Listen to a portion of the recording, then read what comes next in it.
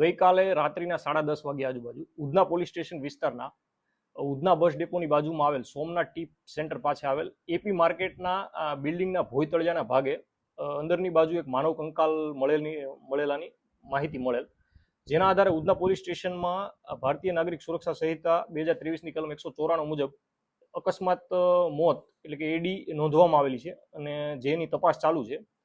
અને તપાસમાં જે માનવ કંકાલ મળી આવેલ તેનું ઇન્ક્વેસ્ટ પંચનામું ભરવામાં આવેલ છે.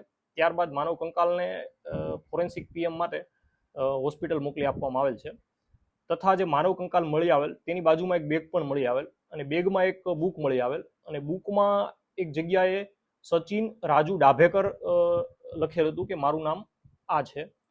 તો અત્યારે ફોરેન્સિક પીએમમાં ડીએનએ લેવડાવવાની પ્રોસેસ કરવામાં આવેલ છે તથા આ જે વ્યક્તિ જે છે એ કોણ છે તે અંગેની ઓળખ કરવાની પ્રોસેસ ચાલુ છે.